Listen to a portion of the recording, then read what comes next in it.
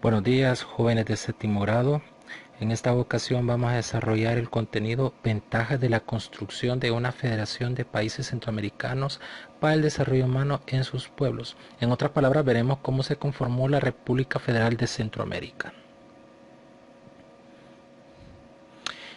¿Cómo surge la República Federal de Centroamérica?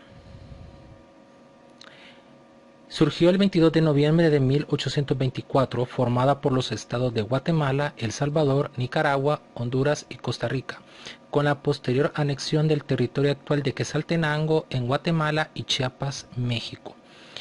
Es de tomar en cuenta que después de la independencia, ocurrida en 1821, las 5 naciones decidieron pues prácticamente hacer una sola república en la cual las 5 naciones iban a conformar un solo estado. Y en ese caso había una constante contrariedad con respecto a si se iba a anexar a México, que era uno de los proyectos que se tenía contemplado por parte de un cierto grupo que estaba a favor del gobernador de México después de ocurridos los acontecimientos de la independencia.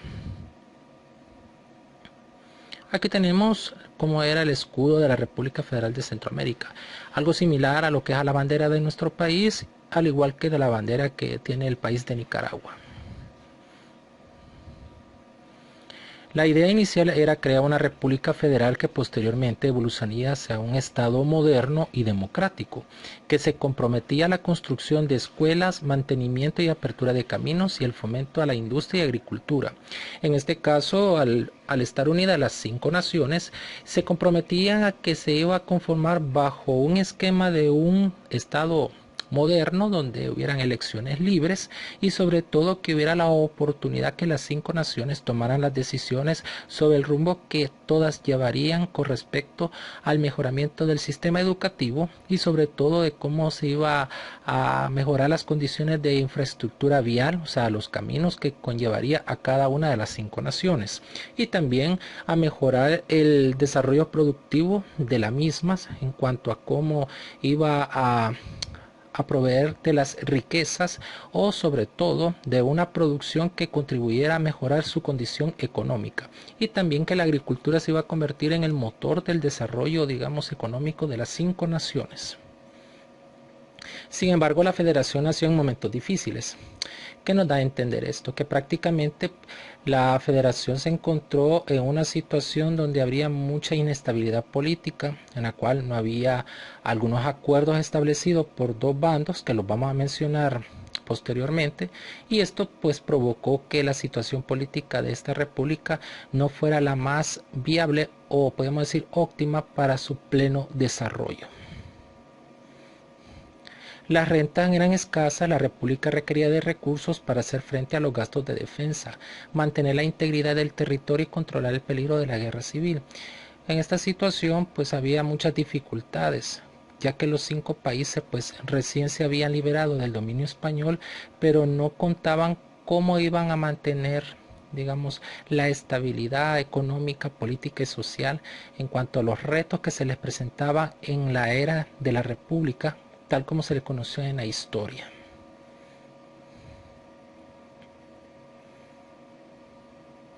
Es importante, jóvenes, que comprendamos que a partir de la independencia en Centroamérica se formaron dos bandos políticos. Comenzamos con los conservadores, que eran los que estaban de acuerdo de que Centroamérica se anexara a México y que se mantuviera bajo el régimen del antiguo sistema español, cosa que no todos los que estaban dentro de las ideologías independentistas iban a aprobar semejante decisión. Y tenemos a los liberales, que fueron los que promovieron la independencia y son los que tenían la idea de que jamás se volvería a someter a un dominio extranjero como en el caso del español.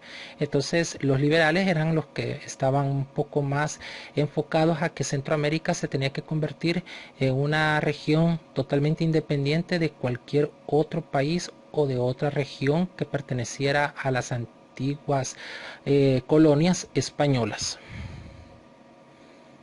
Y aquí tenemos una imagen de cómo estaban los dos bandos conformados. Tanto por un lado estaban los liberales como también estaban los conservadores.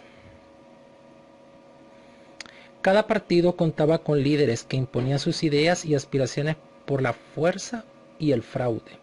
Igual como pasa en la actualidad, que cada partido político tiene su dirigente y tiene su presidente, que es el que toma las decisiones dentro de la cúpula. Entonces así ocurría con los conservadores, como en el caso también de los liberales, que cada quien tenía su propio líder o el grupo que controlaba las decisiones de ambas partes. A estos líderes se les llamaba caudillos, son aquellos que tomaban las decisiones de una manera imponente, podríamos decirlo, y que a veces imponían sus ideologías, aunque tal vez el resto del grupo no estaba de acuerdo, pero ellos, como tenían el poder y tenían la toma de decisiones, pues ellos decían que las cosas iban a hacer de una manera, aunque los demás no estuvieran de acuerdo. Entonces por eso se les denominaba caudillos. Había frecuentes guerras en las que participaban varias de las naciones, en este caso de Centroamérica. Entonces prácticamente estas guerras fueron las que terminaron por sucumbir, o podríamos decir por disolver, la República Federal que se fue formando anteriormente en 1823. ¿Cómo se disuelve la República Federal de Centroamérica?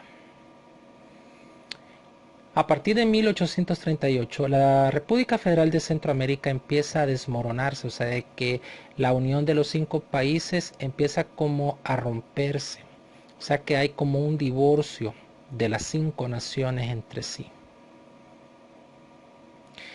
Las constantes disputas entre los dos partidos provocaron la ruptura de la federación. En otras palabras, tanto los liberales como los conservadores siempre provocaron esa fricción en el ambiente de la República Federal, lo cual al final provocó de que para evitar mayores confrontaciones era mejor romper el pacto que habían sostenido los 5 países.